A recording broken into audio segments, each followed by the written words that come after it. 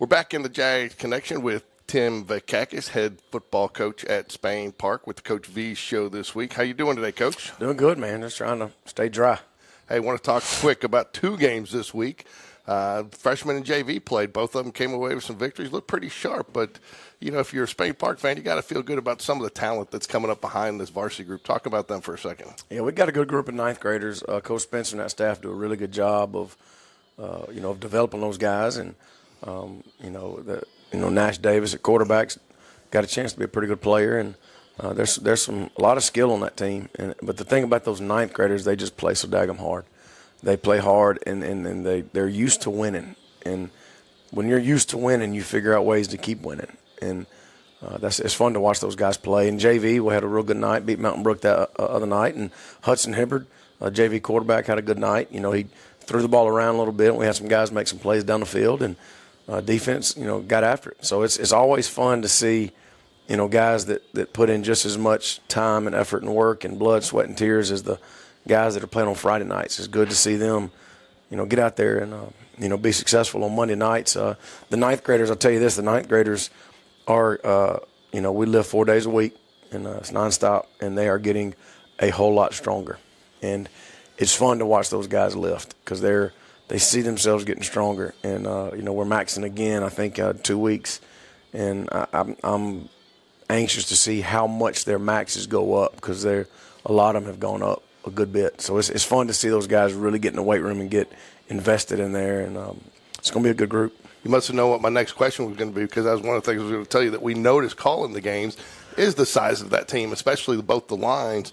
And I was going to ask you, is that a function of now having some of these guys, even because I know some of what you do trickles down to the middle school, you work very closely with them. So is that a function of just having 3 years, some of these guys coming up through the program? Yeah, I think so. I mean, a lot of those guys are, they've been lifting with Coach Bowden at Berry, and then they get here with us in the summer and jump right in. And, you're looking at about 5 months in of our weight program here being consistently 4 days a week. And, you start seeing their bodies changing, and a lot of them are start growing, and it's fun watching that process.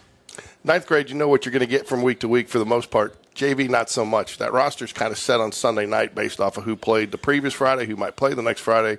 But it's so important to get those guys that play in that game those reps because, you do have some varsity guys that will come play in that game to be ready for the next Friday night. So talk about just how important that JV game is from a developmental standpoint. Very important, especially like defensive line. We've got a lot of seniors on defensive line that play on Friday nights.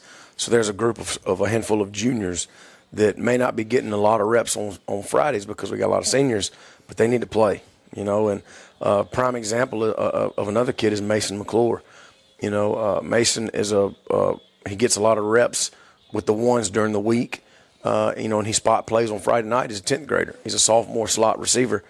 But we brought him down this week because he's not getting a lot of reps on Friday nights because he's Corey Barber's back up and he's repping in there. He's doing some good things, but he's still a 10th grader, and we realize he's not getting a lot of reps. So we said let's put him in, let him get some reps on Monday night. So, the first play he catches, he takes a screen, he takes it to the house, about 65-yard touchdown. So, it's fun to see guys get out there and make plays because the only way you really get better at this game is to play it, and we try to get a lot of guys in, but it's definitely a developmental time for our kids.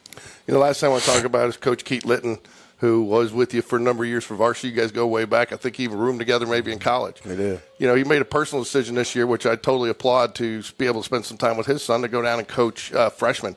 How big is that to have that level of coaching experience down there calling the plays and working with that offense and then also getting his feedback of what he's seeing from guys so you know what to expect? It's so valuable. I mean, I've known Keith my whole life, and he graduated with my brother 2 years ahead of me at Homewood, and we lived together.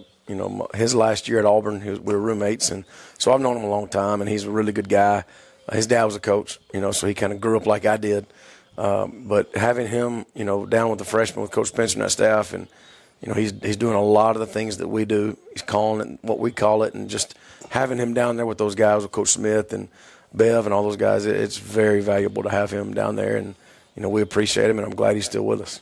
I want to talk about two players in particular. One of them, big Landon Johnson, defensive lineman, has had a couple of really good games recently, and I think I talked to Coach Bush about him a little bit. I think one of the things that impressed me the most is he says he doesn't talk a lot, but when he does, people listen because he leads by example. So talk about what he's meant to that defense this year. Landon does. He's not a loud guy. He's not going to be the one that's hooting and hollering and getting everybody hype and all that. But he's going to work, and it means a lot to him. He's going to play really hard. And I think about Landon is he cares about his teammates, and they know that. And he had a good game the other night. We challenged the D-line. We told him going into Benjamin Russell, if they can run the ball, we're gonna be in trouble because that receiver and the quarterback's good. It's going to be it's going to be tough.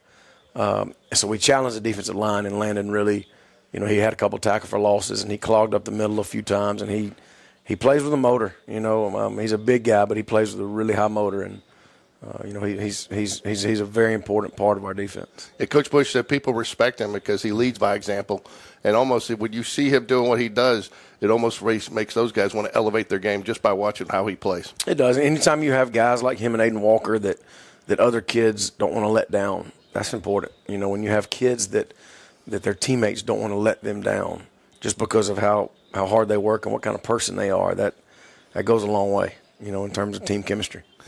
It's a quiet guy theme today. Another guy that I don't hear talk a lot in the field, maybe he does, offensive lineman Hudson Reed. He really has settled in there and is relied upon and does multiple roles, pulling, getting out in front, hitting his gaps and stuff, but he's really a critical part of that offensive line. Yeah, we threw Hudson in the fire last year at Thompson, 10th grade, and we threw him in there, early first half, and he hadn't come out since then. And he, Hudson's a big kid, but he's starting to really put on some real weight and really get stronger in the weight room. And Hudson, it means a lot to him too. He wants to be right. He wants to be good. He wants to help lead the offensive line. And he doesn't talk much, but Hudson Reed is a very hard worker.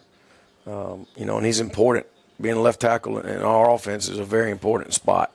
And, we trust him. There's a lot of trust there with him. But he also, he wants to do his job and keep Brock upright, and he wants to block for the linemen. And he's a very humble kid, and his parents have done a great job with him. And, he isn't loud, but it means a lot to him.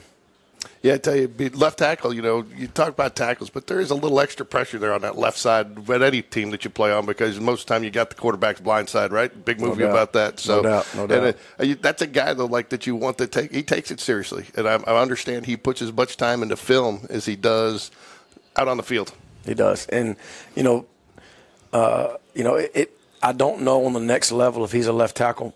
Just depends on how tall he gets.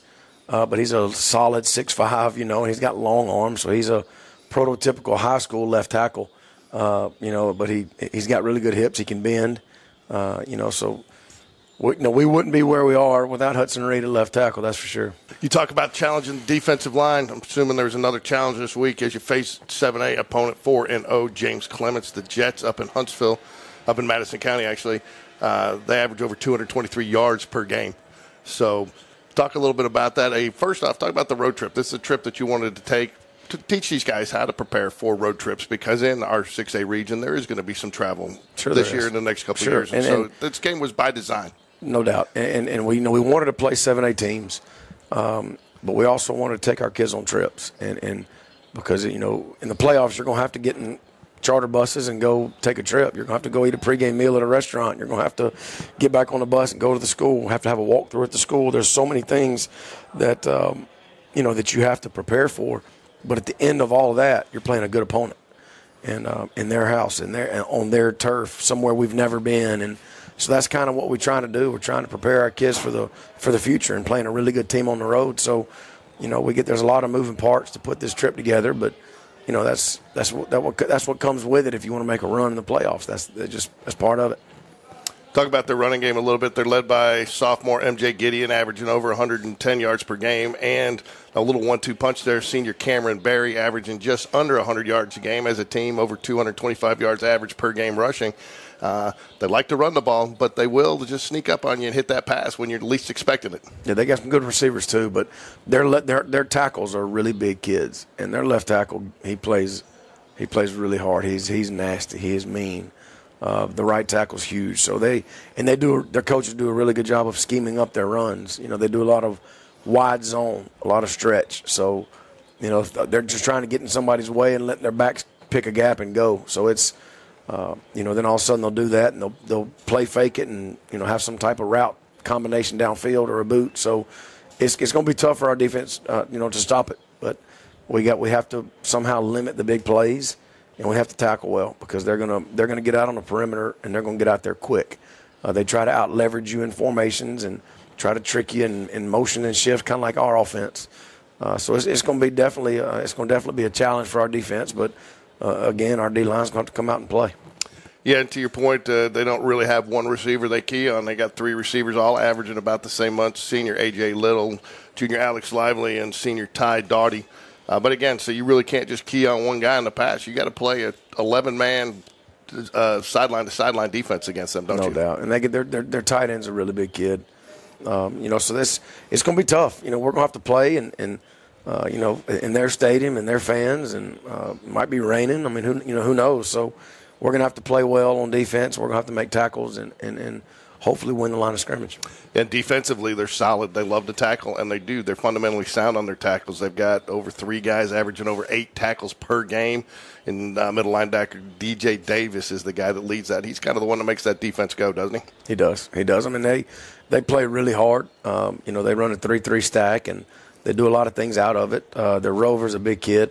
The kid is going to be playing in the boundary. So they've got really good players on defense, and they're very well coached, and you don't get them out of position much. You're going to have to go block them and beat them. That's the thing about this team. You're going to have to go and make plays. You're going to have to make tackles. You're going to have to block them, throw it, catch it. You're going to have to make the plays. They're not going to beat themselves. Another unknown tonight is the weather you're going to get. You don't know what to expect. Could it be raining? There could be some remnants of some wind. It could affect the kicking game and the passing game. So how do you go into that as a coach, kind of not knowing what one of the, elements you can't even try to control is going to do for the game? How do you game plan for that? Well, I don't know. I don't know if it changes much. You got to go out there and see what the elements are during warm-ups and kind of see. Because right now it's saying it's going to rain, and earlier it said it wasn't, and there might be a pocket of time where it doesn't. So, I mean, you don't know. And I think you don't really know until you get out there and walk the field and have pregame and kind of decide, all right, here, this is what we're going to try to do. This is what we can do. These plays are off the table. These plays they're green-lighted. So, I mean, it's just you got to get up there and see. Coach, it's now time for the Hoover Toyota Keys to Victory. What are the 4 things the Jags have to do to take the win on the road today up in Madison County? Protect the ball. I mean, we got to win the takeaway battle. You can't turn the ball over in the rain. Up there on the road in a big game, in that environment. We got to protect the football. We got to make plays on offense and defense. We have to make plays. They're not like I said. They're not going to beat themselves. We actually have to go and make the plays. And I think the third one is just kind of who we are. Get off the bus swinging, getting ready for a 48-minute legal fist fight. And get out there and just swing and keep swinging, whether they hit back or not. You keep swinging, and let's see if we're standing at the end. And I guess no pun intended, weather the storm, right? Correct. Weather the storms and the wind and the rain and all that. Yeah. So, anyways, and the last thing I want to touch on, this will be a very hostile environment. James Clemens is a big school, 7A. They get a lot of fan support. It's a little bit of a sister school for Spain Park, split off from Bob Jones. They're the same colors that we are for the most part. Yep. But you probably aren't going to have, going into this, you're probably not going to have as many fans as you would, obviously, the home game because of the travel. So it is going to be a hostile environment. How do you expect the team to respond to that? We'll see. That's what we told them yesterday. We've told them all week. I want to see what you do in a hostile environment and against a good football team after a 2-hour drive. I want to see what you do. It's going to be a fight, and get them out of their comfort zone. We didn't just go down the street. We're not playing at home. We're on the road 2 hours away from home in a stadium we've never been in against a good opponent in front of a hostile crowd. It's a playoff atmosphere. What better way to get ready for the playoffs or to get ready for the second half of our region schedule than to go ahead and have a playoff atmosphere right now against a really good 7A team. So it's going to be a great test for our kids and our coaches, and hopefully we can respond and figure out a way to have one more point than they got. Obviously, we want people to come out. Tickets available on GoFan. If you can't, we normally don't encourage you to do this because we want you at the game in person, but you can watch it on Facebook on the Hoover Toyota page, correct? Correct. If you can't go live, please do watch it live tonight and cheer on your Jaguars. And then Sunday night, we want to encourage you guys to come out to Jefferson, 6 to 7 p.m. for the Jag Connection. We'll have Coach V. And anyways, so come out to Jefferson Sunday night, talk to the coaches, get some breakdown, the post-game breakdown, and some upcoming information on next week's game and what he's looking for out of preparation. So good luck tonight, Coach. It's going to be a good one. It's going to be a fun one, I think. I think the team's really looking forward to this one, aren't they? I think so. We just got to make sure we keep the main thing, and the main thing is the game. All this other stuff that's fine, and it's part of it. I want them to have fun, but at 7 o'clock, there's going to be a war at 7 o'clock, and we got to be ready for it. All right. Well, good luck tonight. Go Jags. Thank you. Go Jags.